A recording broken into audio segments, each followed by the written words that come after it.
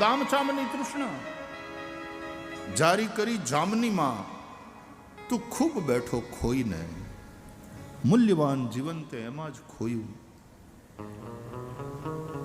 એટલા માટે તુલસીદાસજી કહે છે, જે કંઈ છે બધું ભગવાનનું જ સ્વરૂપ છે. સિય રામમય સબ જગ જાન. કહેવાનો અર્થ શ્રદ્ધા. એક ભૂત કંઈક કહી દે છે તો એમાંય તે શ્રદ્ધા રાખી તુલસીદાસજી. તો ભૂતના અંદર શ્રદ્ધાને કારણે તુલસીદાસજીને રામ મળ્યા. ભૂતને ભજ્યા નહોતા, નહીં તો એ તો તામસ શ્રદ્ધા થઈ જાય. તુલસીદાસજી કહે છે, સાત્વિક શ્રદ્ધા ધેનુ સુહાઈ. સાત્વિક શ્રદ્ધા એ ધેનુ છે, એ કામધેનુ છે, એ ગાય છે. દૂધ તો ભેંસનું હોય ને, દૂધ બકરાનું હોય ને, દૂધ ઊંટડીનું હોય ને, દૂધ ગધેડું હોય. દરેક પ્રાણીઓના દૂધ હોય છે. એવા ચોપગા જે પ્રાણીઓ છે, પણ ગાયનું દૂધ એ સાત્વિક દૂધ છે. તો એમ સાત્વિક શ્રદ્ધા, ત્રિવિધા ભવતી શ્રદ્ધા. ભગવાન ગીતામાં કહે છે, શ્રદ્ધા આ 3 પ્રકારની હોય છે: સાત્વિકી, રાજસી, તામસી. તો તામસી શ્રદ્ધાવાળા તંત્ર મંત્ર, ભૂત પ્રેત એની આરાધના કરે. તુલસીદાસજીએ કોઈ એવી આરાધના નથી કરી. તુલસીદાસજીની સાત્વિકી શ્રદ્ધા છે. પણ ઓલી બસ લોટામાં વધેલું પાણી એ ઝાડવાના મૂળમાં પધરાવવાનો એક એમાં નિયમ શું કહેવાય, એ નિયમે નહોતું, બસ ટેવ એક જાતની, બસ એક ક્રમ થઈ ગયો હતો એવો. અને એને કારણે અજાણતા એક ભૂત પ્રગટ થઈ જાય, એ પ્રસન્ન થઈ જાય અને ભૂતની વાતમાં ભરોસો કરે, શ્રદ્ધા કરે તુલસીદાસજી. તો એના થકી હનુમાન મળે અને હનુમાન થકી રામ સુધી પહોંચ્યા તુલસીદાસજી. રામના દર્શન કર્યા. શ્રદ્ધા, શ્રદ્ધા વગર કંઈ નથી. તો ગાયમાં શ્રદ્ધા કે એમાં 33 કરોડ દેવતાનો વાસ છે. તુલસીમાં શ્રદ્ધા, પીપળામાં શ્રદ્ધા. યજ્ઞ કરીએ આપણે, અગ્નિદેવ, વાયુદેવ, સૂર્યદેવ, ચંદ્રમા દેવ. પાણી તો કે વરુણ દેવ. અહીંયા પૂજા કરવા બેસો છો ને તો એ પહેલા કળશનું પૂજન કરાવે બ્રાહ્મણો, ભગવાનના પૂજન પહેલા. એમાં વરુણ દેવતાનું પૂજન કરાવે. વરુણ દેવ છે. અને એટલા માટે આપણા સનાતન ધર્મમાં આપણા ઋષિઓએ કહ્યું, આ બધા દેવ છે એની પૂજા કરો. એનામાં દૈવી શક્તિ છે. તો પાણીમાં તમારી તરસ મટાડવાની શક્તિ, તમને જીવન આપવાની દૈવી શક્તિ છે. અન્નમાં તમારા પ્રાણને ટકાવવાની શક્તિ છે, દૈવી શક્તિ છે. પ્રાણવાયુમાં એ તમારા શ્વાસોશ્વાસ ચાલતા રહે છે, એનાથી તમને જે જીવન મળે એ વાયુની દૈવી શક્તિ છે. આ બધાને દેવ માનીને આપણે એની પૂજા કરવાની હોય. યજ્ઞ કરીએ ને ત્યારે આ બધા દેવતાઓને આપણે આહુતિ આપીએ છીએ. અગ્નયે સ્વાહા ઇદમ અગ્નયે ઇદન્નમમ, વાયવે સ્વાહા ઇદમ વાયવે ઇદન્નમમ, વરુણાય સ્વાહા ઇદમ વરુણાય ઇદમ નમમ, સૂર્યાય સ્વાહા ચંદ્રમસે સ્વાહા. બધા જ દેવતાઓના નિમિત્તે સ્વાહાકાર સાથે અગ્નિમાં આહુતિ પડે. આ બધા દેવતાઓ પ્રત્યે પૂજ્ય ભાવ રાખી અને એના પ્રત્યે કૃતજ્ઞ ભાવથી આપણે આહુતિ આપવાની હોય છે. આ આપણી સનાતનની સંસ્કૃતિ છે. એ બધા દેવતાઓનું આપણે પૂજન કરીએ છીએ, એનો આદર કરીએ છીએ. દેવતાઓનો પણ અનાદર ન થાય. જોજો, બ્રહ્માજી એની જગ્યાએ મહાન છે, ઇન્દ્ર એની જગ્યાએ મહાન છે. આ બધા દેવતાઓ છે એટલે તણાઈ બનાઈ ગયા એવા બધા બેવકૂફીમાંથી બહાર આવાય. આ દેવો છે. તમારે ત્યાં તે પ્રતિષ્ઠા થાય ત્યારે આ બધા દેવતાઓનું પૂજન તમે કર્યું હશે. એનો અનાદર ન કરાય, ગમે એમ ન બોલાય. અને સાધુ થયા પછી તો બહુ વિવેકથી બોલવું પડે, બહુ વિવેકથી બોલવું પડે. શાસ્ત્રોની મર્યાદા રાખો. વેદો ખોટા છે? તમે વેદો અને આ શાસ્ત્રો કરતા મોટા? આ દેવતાઓના નિમિત્તે આહુતિ પડે. આ બધા જ દેવતાઓ, એમાંય સૌથી શ્રેષ્ઠ બ્રહ્મા વિષ્ણુ મહેશ, અને એનાથી તે ઉપર એ પરબ્રહ્મ પરમાત્મા છે. અને એક જ છે, એકમ બ્રહ્મ દ્વિતીયમ નાસ્તિ. એટલે અનન્ય ભાવથી આપણા એ ઈષ્ટ જે રૂપમાં આપણે માનતા હોઈએ એનું આપણે ભજન કરવું. ભાગવતમાં કથા છે, પુરાણોમાં કથા છે પ્રમાણે દેવતાઓમાં પણ કામના છે. દેવતાઓને પણ પોતાનો સ્વાર્થ છે. પણ દેવતાઓની હારે આપણે લેતી દેતીનો વ્યવહાર છે. દેવતાઓની કૃપાથી આપણું જીવન ચાલે છે, એની સહાયતા. તો સામે આપણે દેવતાઓને યજ્ઞ દ્વારા આહુતિ આપી આપી અને એને પુષ્ટ કરવાના છે. ભગવદ્ ગીતા, દેવાન ભાવયતાનેન તે દેવા ભાવયંતુ વહ પરસ્પરમ ભાવયંતઃ શ્રેયઃ પરમવાપ્સ્યથ. આવું ભગવદ્ ગીતામાં ભગવાન શ્રી કૃષ્ણે કહ્યું. અને રાધા કૃષ્ણ દેવી તો આપણા આરાધ્ય છે. શિક્ષાપત્રીના પ્રારંભમાં પણ રાધા કૃષ્ણ દેવની વંદના છે પહેલા. અને એ શ્રી કૃષ્ણ ભગવાને ભગવદ્ ગીતામાં કહ્યું છે, સહયજ્ઞા પ્રજા સૃષ્ટવા પુરોવાચ પ્રજાપતિ અનેન પ્રસવિષ્યધ્વમ એષવો સ્ત્વિષ્ટ કામધુક દેવાન ભાવયતાનેન તે દેવા ભાવયંતુ વહ પરસ્પરમ ભાવયંતઃ શ્રેયઃ પરમવાપ્સ્યથ. આ રીતે તમારું શ્રેય થશે, તમારું કલ્યાણ થશે. આપણે આપણા આરાધ્યની વાતને જ ન માનીએ. હું માનું એ ધર્મ, હું કહું એ ધર્મ. ધર્મને માનવાનો છે. આપણે માનીએ એ ધર્મ, એ માન્યતામાંથી બહાર નીકળવાની જરૂર છે. माना हुआ धर्म नहीं, जो धर्म है वो मानना. वेदों ने जो कहा है वो मानना, गीता ने जो कहा है वो मानना, रामायण ने जो बताया वो मानना. मूल शिक्षा, मूल शिक्षापत्रीએ જે કહ્યું એ માનવાનું છે. એ ધર્મ છે. આજે આપણે ધર્મને તો તોડી મરોડી નાખીએ છીએ. આપણને મન ફાવે એમ પછી લખીએ ને પછી ઓલું કરીએ.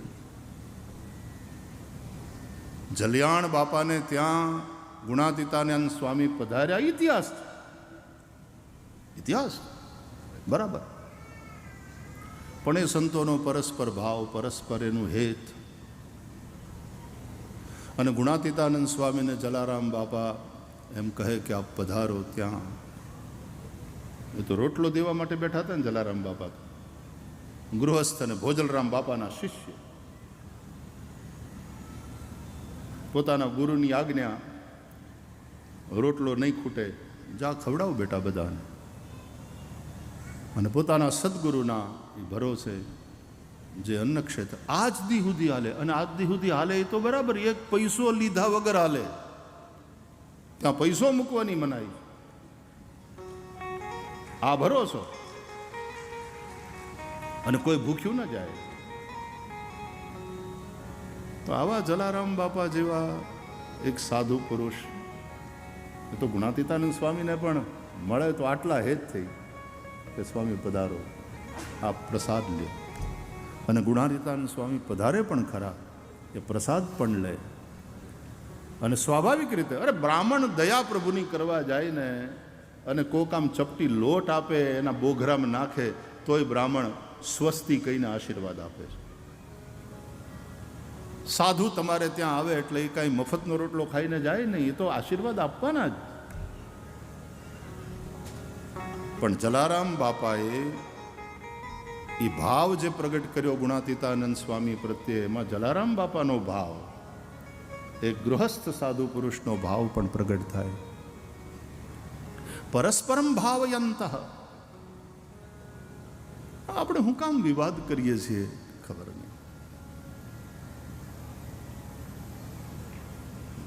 ચોપડા હાચા લખજો, હાચા. ઇતિહાસ છે, ઇતિહાસ છે, એ હાવ સાચી વાત, પણ એક ઐતિહાસિક તથ્ય હોય છે અને એક એની પાછળનું સત્ય હોય છે. એક વાત કરીને પછી મારી વાત પૂરી કરું. આમાં જો આમાં કાંઈ હું ખાલી તથ્યની અને સત્યની વચ્ચે હું ફરક હોય છે એના માટે ખાલી આ વાત કરું છું. એક ઠેકાણે અમારે કથામાં ક્યાંક જવાનું હોય, ક્યાંક કોઈ કાર્યક્રમમાં જવાનું હોય તો ગાડીઓ તો તમારી હોય, તમે લઈને આવો, તમે લઈ જાઓ, તમે મૂકી જાઓ, આ બધું તમે કરતા હો. તો એક જ દિવસનું પેલું હતું કાંઈક ને મારે એ લોકોએ પ્લેનની વ્યવસ્થા કરી, વળી સુખી માણસ એટલે પ્રાઇવેટ પ્લેનની વ્યવસ્થા કરી. એટલે કે આમાં તમે આવી જજો અને પછી એ જ પ્લેન પાછું તમને મૂકી જશે. ભલે જે રીતે વ્યવસ્થા હોય એ રીતે.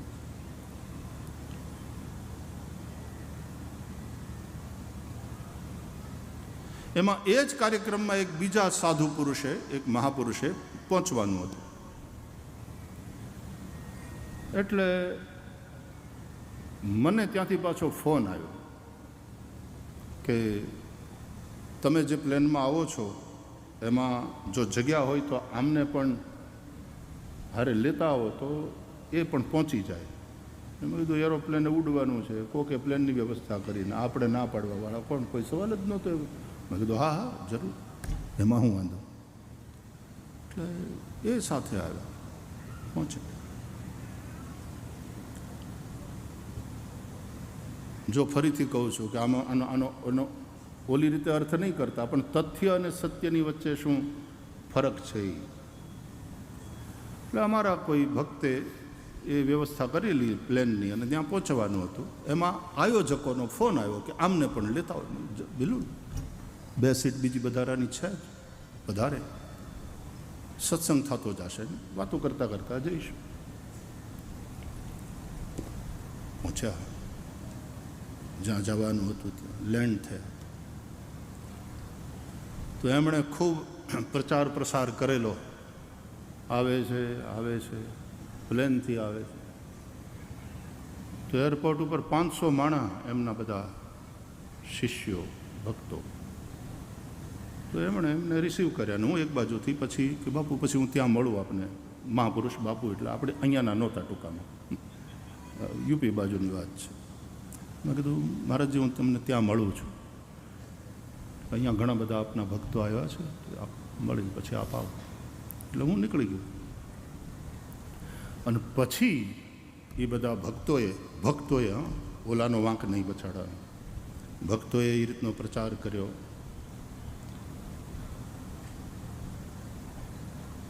કે ગુરુજી, સ્વાભાવિક છે ને પોતાના ગુરુજી માટે હોય ભાવ. ગુરુજી પ્રાઇવેટ પ્લેનથી પધાર્યા. સેંકડોની સંખ્યામાં ભક્તોએ સ્વાગત કર્યું ગુરુજીનું એરપોર્ટ ઉપર. સાથે ભાઈશ્રી પણ હતા. ગુરુજી એમને પણ લેતા આવ્યા.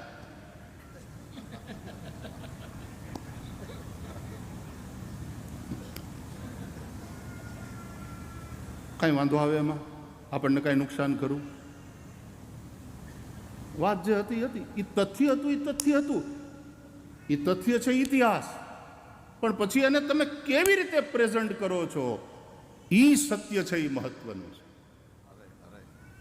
તમે મહિમા કોનો વધારો છો? મહિમા તમે કોનો વધારો? અને નહીં તો મહિમા બેયનો વધારો ને. આમાં જલારામ બાપાનો મહિમા કેવો પ્રગટ થાય છે કે એ મહાપુરુષ સંત જલિયાણ એના નામથી ચાલનારા અન્ન ક્ષેત્રો,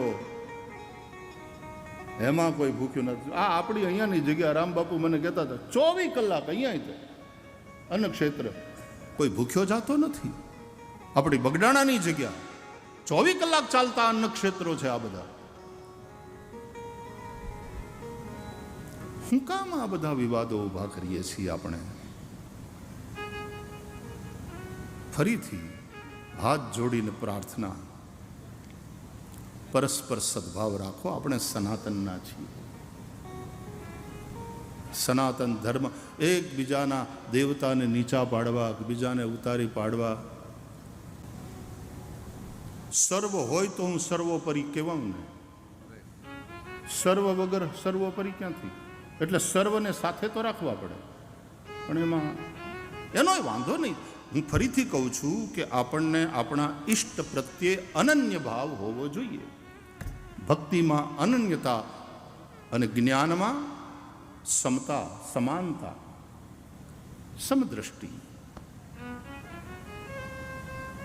સમદ્રષ્ટિને તૃષ્ણા ત્યાગી, પરસ્ત્રી જેને માત રહે.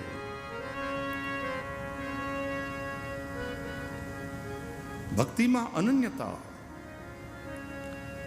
પણ કોઈને ઉતારી નહીં પાડવાના. એ બધા ભગવાનના, મારા ઈષ્ટના જ રૂપ છે. તુલસીદાસજી કહે છે સિય રામમય સબ જગ જાની. એવો ઘણીવાર તમારો ભાવ નથી, પણ ન પણ હોય, તમે સાચા હશો, પણ જે રીતે પ્રેઝન્ટેશન થાય છે, અને ભાવની વાત કરું તો ત્યાં ક્યાંક ગડબડ તો છે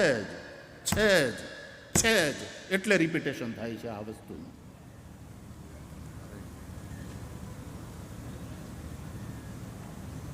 બીજાને ઉતારી ન પાડો, બીજાને નીચા કરીને ન દેખાડો. હવે તો પૂરું થઈ ગયું છે બધું, પણ હું આમ બહાર હતો લગભગ મહિનો, હવા મહિનો, પછી મને ખબર પડી અહીંયા આવ્યા કે અહીં તો આવું બધું ચાલ્યું. ફરીથી કહું છું, બધા જ સંપ્રદાયો એ સનાતનની સમૃદ્ધિ છે. આપણા ઈષ્ટ પ્રત્યે આપણે અનન્ય ભાવ રાખીએ.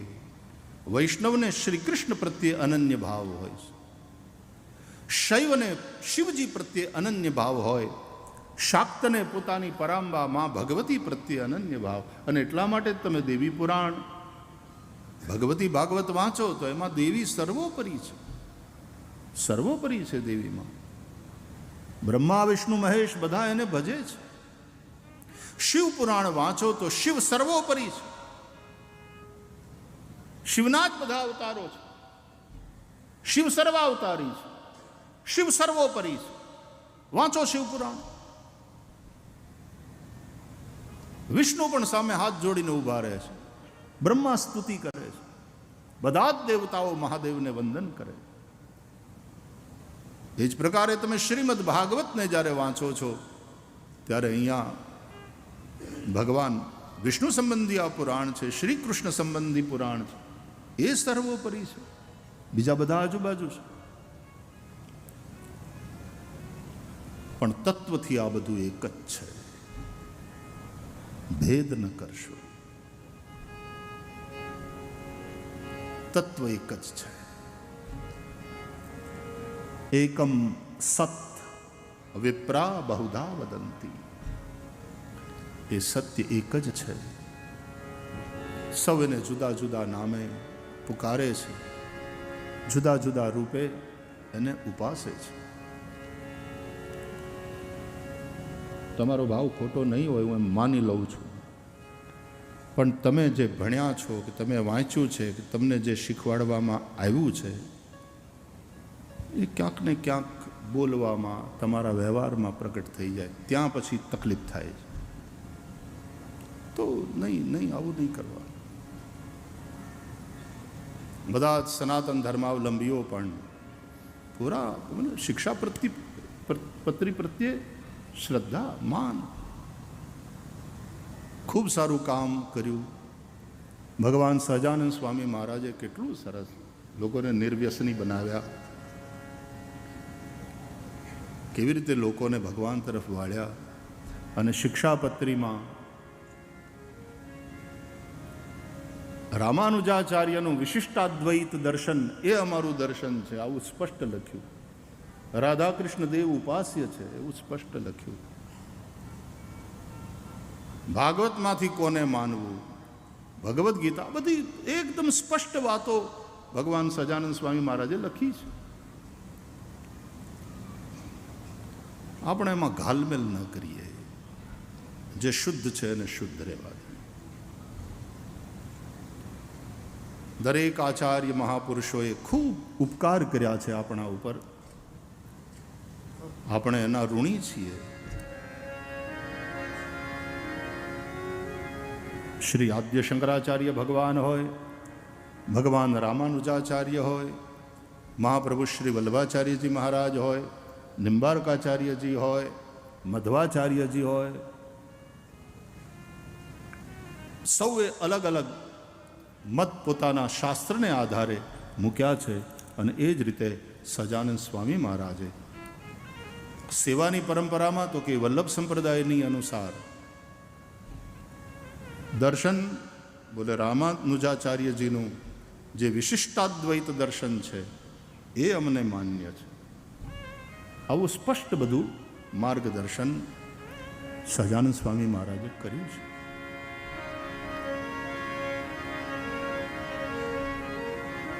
જે એનો બોલાવીએ આપણે આ બધી વાતોનો જે થાય એ તકલીફ છે. બોલ લક્ષ્મીનારાયણ દેવની જય, રાધા કૃષ્ણ દેવની જય, હરનારાયણ દેવની જય, દ્વારકાધીશ ભગવાનની જય, શ્રી વૃંદાવન વિહારી લાલની જય, સહજાનંદ સ્વામી મહારાજની જય. જય થાવ, જય થાવ, ધર્મની જય થાવ, સદભાવની જય થાવ. સાવધાન સાવધાન, સંભલો સંભલો સંભલો. પુસ્તકો થોડા બદલાવવા પડે તો બદલાવો. ચોપડા જરા હરખી રીતે. એટલે તથ્ય છે, એમાં કોઈ સવાલ નથી, એ ઇતિહાસ છે. અને કેટલી સરસ વાત કહેવાય કે ગુણાનિતાન સ્વામી પધારે, જલારામ બાપા એને પોતાને ત્યાં અન્ન ક્ષેત્રમાં લઈ જઈ પ્રસાદ. આ આપણી ગૃહસ્થોની પરંપરા, ગૃહસ્થ ભક્તોની, ગૃહસ્થ સંતોની પરંપરા. કેવા વિરક્ત સંતો પ્રત્યે અનુરાગ. બાપુ પધારો, સ્વામી પધારો, આપ પ્રસાદ લે. અને ત્યાં પ્રસાદ લે ને સામેવાળાનો એવો ભાવ જુએ એટલે સાધુ પુરુષ આશીર્વાદ પણ આપે. પણ આપણે જો એમ બતાવવાની કોશિશ કરીએ કે આ બધું અમારે લીધે, ત્યાં તકલીફ થાય. તકલીફ ત્યાં છે, બીજો વાંધો નથી. ભાવમાં કંઈ વાંધો નથી. એટલે વારંવાર ભૂલ નહીં કરો યાર. વારંવાર હાથ જોડીને પ્રણામ સાથે પ્રાર્થના. સનાતનનો મહત્વનો સંપ્રદાય છે આપણો. ખૂબ કામ દેશ વિદેશમાં કર્યું. સહજાનંદ સ્વામી મહારાજે જે કહ્યું છે એ મુજબ કરો, એ મુજબ કરો, એ મુજબ ચાલો. અમે માનીએ એ ધર્મ એમ નહીં, ધર્મ કે એને માનો. ભગવાન સહજાનંદ સ્વામી મહારાજે કહ્યું છે એને માનો, એ વાતને માનો. કૃષ્ણ પરમાત્માએ આપણને જે કહ્યું છે ભગવદ્ ગીતામાં એ માનો. અમે માનીએ એ ધર્મ એમ નહીં. તસ્માત શાસ્ત્રમ પ્રમાણંતે કાર્ય વ્યવસ્થિત. શાસ્ત્ર પ્રમાણ છે. અને ભગવદ્ ગીતા એકમ શાસ્ત્રમ દેવકી પુત્ર ગીતમ. કોઈ એકને પકડી રાખો, ભગવદ્ ગીતા પકડી રાખો, એકે હજારા. એકો દેવો દેવકી પુત્ર એવ. અનન્ય ભાવથી દેવકી પુત્ર શ્રી કૃષ્ણને ભજો છો તો શ્રી કૃષ્ણને ભજો. ભોળાનાથને ભજો છો ભોળાનાથમાં પૂરી શ્રદ્ધા. એ તમારા માટે સર્વોપચારી, સર્વોપરી ને સર્વાવતારી ભોળાનાથ. માતાજીને ભજતા હોય તો આપણી માં પરાંબા ભગવતી આપણા માટે સર્વોપરી. અને એ જ જુદા જુદા રૂપે પ્રગટ થાય. માં કાળી ને કલ્યાણી હો માં, જ્યાં જો ત્યાં જોગમાં. એ માને પહેલા તે યુગમાં જાણી મોરીમાં, જ્યાં જોઉં ત્યાં જોગમાં. આપણા સનાતન ધર્મમાં પંચદેવોપાસનાની વાત છે. 5 દેવો: સૂર્ય, ગણેશ, પરંબા ભગવતી માતાજી, ભોળાનાથ અને વિષ્ણુ ભગવાન. આ પંચદેવો સનાતન ધર્મમાં. એ 5 દેવતાઓના અનુસાર તમારા ઈષ્ટદેવ પ્રમાણે પંચાયતનની રચના થાય. સૂર્ય પંચાયતન, ગણેશ પંચાયતન, દેવી પંચાયતન, શિવ પંચાયતન, વિષ્ણુ પંચાયતન. હોય તો આ 5 મૂર્તિ. પણ સૂર્ય પંચાયતનની રચનામાં સૂર્યનારાયણ વચ્ચે ઈષ્ટ. આપણે સુરત દેવળ, અમને સૂર્યનારાયણને ભજનારા આપણા આ ક્ષત્રિયો, સૂર્યનારાયણને ભજનારા. ભગવાન રામ સૂર્યવંશમાં પ્રગટ થયા છે. એ સૂર્યના મંદિરો છે આપણે ત્યાં. સૂર્યની ઉપાસના કેન્દ્ર સ્થાને. પણ એમાં પછી સૂર્ય વચ્ચે હોય તો એક બાજુ ગણેશ, એક બાજુ માતાજી, એક બાજુ શિવજી અને એક બાજુ વિષ્ણુ. એ ચારેય પાછા હારવાર હોય ત્યારે સૂર્ય પંચાયતન થાય. ગણેશ પંચાયતનમાં તો ગણપતિ બાપાની મૂર્તિ વચ્ચે આવે અને એમાં આ બાજુ માતાજી. એના પાછા નિયમ છે કે ક્યાં માતાજી કઈ બાજુ આવશે, શિવજી કઈ બાજુ મુકાશે, અહીંયા ગણેશની સ્થાપના કઈ બાજુ થશે, અહીંયા વિષ્ણુની સ્થાપના કઈ બાજુ થશે. માતાજી વચ્ચે આવે એટલે દેવી પંચાયતનની રચના થાય. એ જ રીતે શિવ પંચાયતન હોય તો શિવ વચ્ચે, શિવ સર્વોપરી અને શિવ સર્વાવતારી.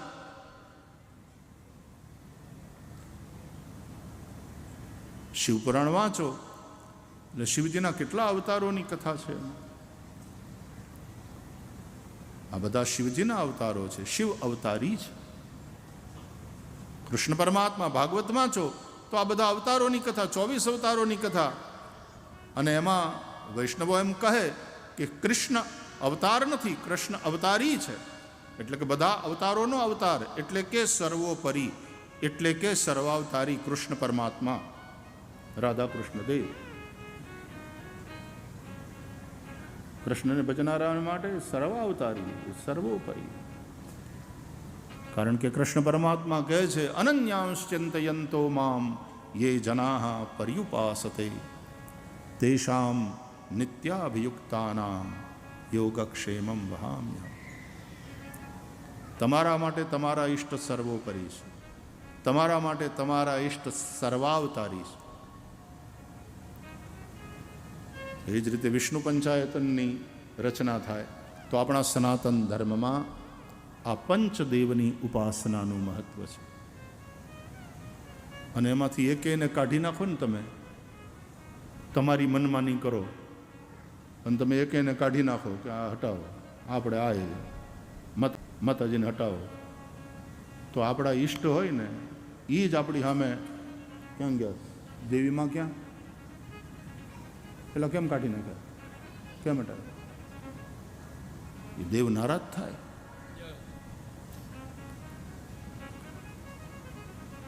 સહજાનંદ સ્વામી મહારાજની કેટલી સમજદારીપૂર્ણ અને ઉદારતાપૂર્ણ વિચારધારા કે અમારા આશ્રય